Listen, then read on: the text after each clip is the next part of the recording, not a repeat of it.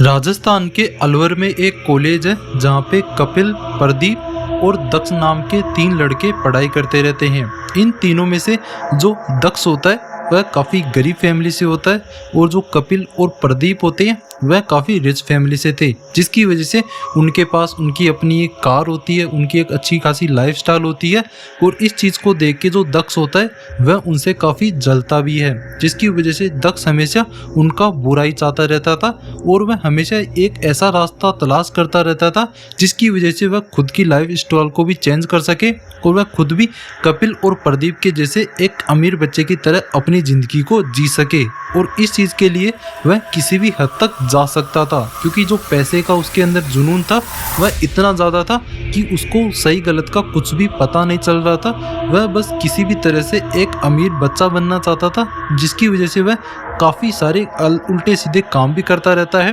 ताकि वह काफ़ी सारे पैसे कमा के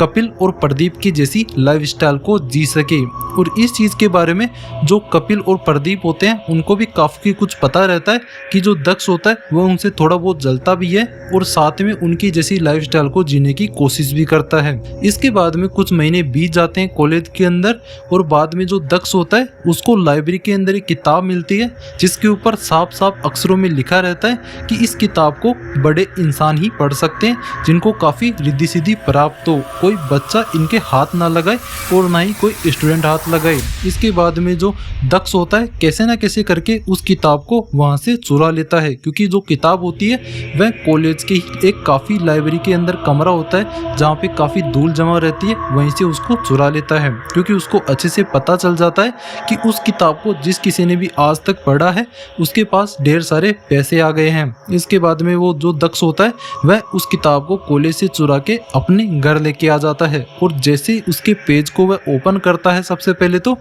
तब उसके ऊपर साफ साफ लिखा रहता है करण पिशाचनी की अनसुलझी कहानी। इसके बाद में वो उस किताब को पूरा पढ़ने की कोशिश भी करता है और उसके पहले ही पेज पे साफ साफ वार्निंग लिखा रहता है कि अगर आपने इस किताब को पढ़ा तो आप लोगों की जान को खतरा भी हो सकता है। लेकिन दक्ष को इस चीज के बारे में रत्ती भरी फर्क नहीं पड़ता कि इस किताब के बारे में वो क्या बोल रही है। इसके बाद में वह अगला पेज पलटता है जिसपे एक करण पिशाचनी को सिद्ध करने की पूरी प्रक्रिया लिखी हुई थी कि कैसे आप लोग अपनी मनोकामना को पूरी करवा सकते हैं एक करण पिशाचनी से। इसके बाद में जो दक्ष होता है उसकी आंखों में चमक आ जाती है उस किताब को लेके और वह कैसे ना कैसे करके करण पिशाचनी को सिद्ध करने की कोशिश करना चाहता था ताकि वह काफ़ी सारे पैसे कमा सके। इसके बाद में क्या होता है कि जो दक्ष होता है वह कॉलेज से तो छुट्टी ले लेता है और अपने घर पे ही रह के उस करण पिशाचनी को जिस तरह से सिद्ध किया जा सकता है, जो विधि उस किताब के अंदर लिखी हुई थी उन सभी विधियों को पूरी तरह से पढ़ के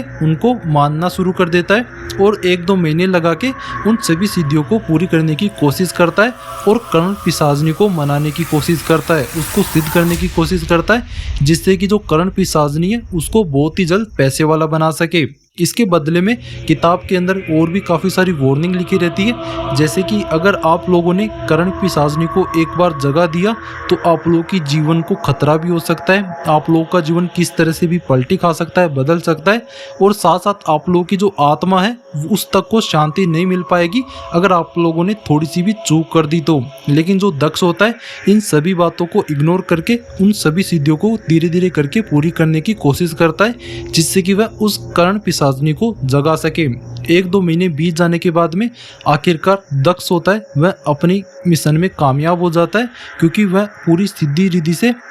करण पिशाचनी को जगा देता है और तुरंत उसके सामने करण पिशाचनी प्रकट हो जाती है जो कि दिखने में इतनी ज़्यादा खूबसूरत होती है कि एक बार तो दक्ष की आंखें ही चकाचौंध हो जाती है इतनी खूबसूरत लड़की को देख के। इसके बाद में जो करण पिशाचनी होती है वह उसको बोलती है कि मैं करण पिशाचनी हूँ, अब मैं तुम्हारी एक इच्छा या फिर कह सकते हो कि कितनी सारी इच्छाएं तुमको पूरी करानी है वो सारी पूरी कर दूंगी, लेकिन इसके बदले में तुम्हें मुझे कुछ देना पड़ेगा। इसके बाद में दक्ष इतना ज़्यादा एक्साइटेड होता है कि वह तुरंत हाँ बोल देता है और जो दक्ष होता है उसके हाँ बोलते ही जो करण पिशाचनी होती है वह तुरंत उसके सामने एक पेशकश रखती है कि वह उसकी प्रेमिका बनना चाहती है। इसके बाद में दक्ष कुछ भी नहीं सोचता, क्योंकि उसके दिमाग पे तो पैसे वाले बनने का जो भूत था वो सवार था और वह तुरंत हाँ कर देता है। इसके बाद में जो कर्ण पिशाचनी होती है वह दक्ष की पूरी बातें मान लेती है, उसको बहुत जल्द पैसे वाला बनाने का वह वचन दे देती है। इसके बाद में क्या होता है कि वह सबसे पहले तो कर्ण पिशाचनी दक्ष को ये बोलती है कि आज से तुम जो भी कोई रास्ता पैसे कमाने के लिए अपनाओगे उसमें तुम सफल हो जाओगे और मैं तुम्हें हमेशा साथ दूंगी, तुम्हारे हमेशा साथ रहूंगी तुम्हारे पैसे कमाने के रास्ते में। इसके बाद में क्या होता है कि जो दक्ष होता है वह काफ़ी सारे गेमिंग वाले काम करने लग जाता है, जुआ खेलने लग जाता है और सबसे हैरानी की बात तो ये है कि वह जिस किसी जुए में भी पैसे डालता अपने थोड़े बहुत, उसमें ही वह जीत के निकलता। इसके बाद में वह 1-2 महीने में ही इतने सारे पैसे कमा लेता है उस गेमिंग और जुए के रास्ते से, जिसके बारे में उसने खुद ने भी कभी नहीं सोचा था। अब एकदम से कोई लड़का इतना ज़्यादा पैसे वाला बन जाता है कि वह सिर्फ 2 महीनों में ही काम करके गाड़ी निकलवा ले, अपने फैमिली के लिए काफ़ी बड़ा सा घर बना ले, तो ऑफकोर्स लोगों की नज़रों में तो वह ज़रूर आएगा। और ऐसा ही दक्ष के साथ भी होता है। सबसे पहले तो उसके जो फैमिली वाले होते हैं उनके ऊपर वह नज़र रखते हैं कि आखिरकार ये ऐसा क्या कर रहा है जिसकी वजह से इसके पास इतने ज़्यादा पैसे आते हैं। फैमिली वाले तो चलो मान लेते हैं कि ये कहीं ना कहीं कोई काम कर रहा होगा, लेकिन जो उसके दोनों दोस्त होते हैं कपिल और प्रदीप, वो दोनों उस पर यकीन नहीं कर पाते कि ये इतनी जल्दी इतने पैसे वाला कैसे बन गया, क्योंकि उनको कभी भी यकीन नहीं था कि ये इंसान कभी इतने ज़्यादा पैसे कमा भी पाएगा क्या, और वो भी सिर्फ 2 महीनों में जो दक्ष ने इतने सारे पैसे कमाए थे। इसके बाद में तो जो कपिल और प्रदीप होते हैं उनको डेफिनेटली उस पर पूरा का पूरा यकीन हो जाता है कि इस चीज़ में कोई ना कोई गड़बड़ी तो ज़रूर है। इसके बाद में वो दोनों मिलके दक्ष का पीछा करने लग जाते हैं और पीछा करते करते दक्ष का जो पूरा का पूरा दिन होता है उसको ऑब्जर्व करते हैं कि ये कहाँ कहाँ पे जाता है और इसके पास इतने सारे पैसे कहाँ से आए। एक रात क्या होता है कि दक्ष अपनी गाड़ी में बैठ के एक जंगल के रास्ते से कहीं जा रहा होता है और जो कपिल और प्रदीप होते हैं वह भी उसका पीछा करते रहते हैं, क्योंकि उनको जानना था कि आखिरकार दक्ष के पास इतने सारे पैसे कहाँ से आते हैं। तो वह पीछा करते हुए, दक्ष का पीछा करते हुए वह उस जंगल में चले जाते हैं और दक्ष अपनी गाड़ी को कहीं कोने में पार्क करके उस जंगल के अंदर जाता रहता है। इसके बाद में कपिल और प्रदीप भी उसका पीछा करते हैं और जो दक्ष होता है उसके पास एक काफ़ी खूबसूरत सी लड़की आती है जो कि काफ़ी अच्छी एक लाल कलर की साड़ी पहनी हुई थी। इस चीज़ को देख के जो कपिल और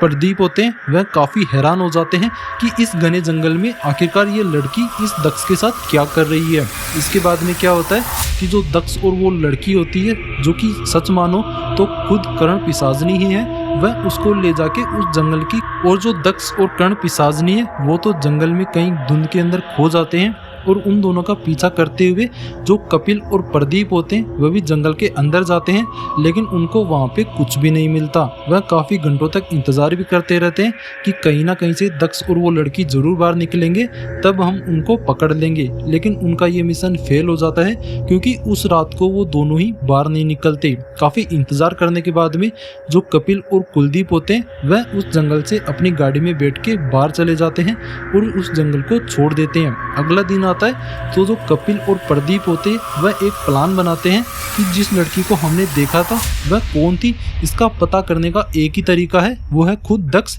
हमें दक्ष को कैसे न कैसे करके शराब पिला के उसे पूछना पड़ेगा कि आखिरकार वो लड़की कौन थी और वह इतनी जल्दी पैसे वाला कैसे बना। तो इसके बाद में क्या होता है कि जो दक्ष होता है उसके दोनों दोस्त कपिल और प्रदीप प्लान बनाते हैं कि वो उसको एक ऐसी जगह पे लेके जाएंगे जहाँ पे वह सबसे पहले तो पार्टी करेंगे, दक्ष को बहुत सारी शराब पिला देंगे और उससे उगला लेंगे कि आखिरकार इतने सारे पैसे वह कहाँ से कमा रहा है। और ऐसा ही होता है। एक रात में जो कपिल और प्रदीप होते वह पार्टी करते रहते हैं दक्ष के साथ और उससे पूछने की कोशिश करते रहते हैं कि तुम्हारे पास इतने सारे पैसे कहाँ से आए। इसके बाद में दक्ष काफ़ी शराब पी लेता है, तो वह क्या करता है कि वह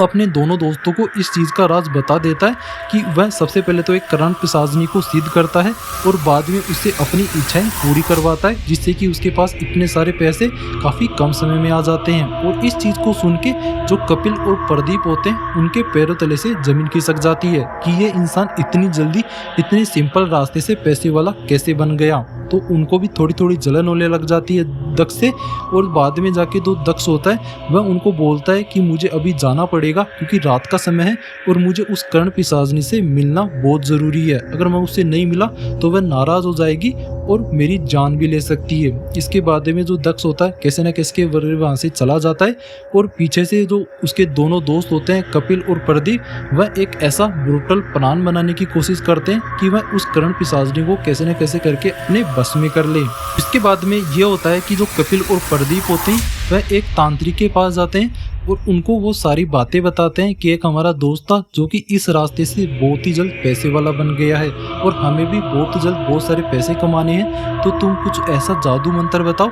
जिससे कि हम उससे उस करण पिशाचनी को छीन सके और हम खुद पैसे वाले बन सके। जो उनको तांत्रिक मिलता है, सबसे पहले तो वह उनको बोलता है कि यह काफ़ी खतरे का काम है क्योंकि करण पिशाचनी को काबू करना कोई आसान काम नहीं है, उसके लिए उसको काफ़ी मोटा पैसा चाहिए। जिसके बाद में कपिल और प्रदीप उसको दूसरे दिन 2 लाख रुपए की ले जाके दे देते हैं और वह उस काम को करने के लिए मान जाता है। इसके बाद में तांत्रिक उनको बोलता है कि तुम एक काम करो, कल शाम को कैसे न कैसे करके दक्ष को यहाँ पे लेके आओ इस जगह पे जहाँ पे वह मंत्र वंत्र करके उस करण पिशाचनी को काबू करने की कोशिश करेगा। लेकिन ध्यान रखना इस काम में बहुत ज़्यादा खतरा है, तो तुम इसको थोड़ा ध्यान से ही करना और एक छोटी सी गलती तुम लोगों के साथ मेरी भी जान ले लेगी। इसके बाद में अगला दिन आ जाता है और जो दक्ष होता है वह उसको एक पुराने से घर में लेके जाते हैं। वहाँ पे उसको थोड़ी बहुत शराब पिलाते हैं और खुद भी थोड़े बहुत शराब पी लेते हैं और वह उसको गाड़ी में बिठा के वहाँ से उस तांत्रिक के पास ले जा रहे होते हैं। तभी उसके कान में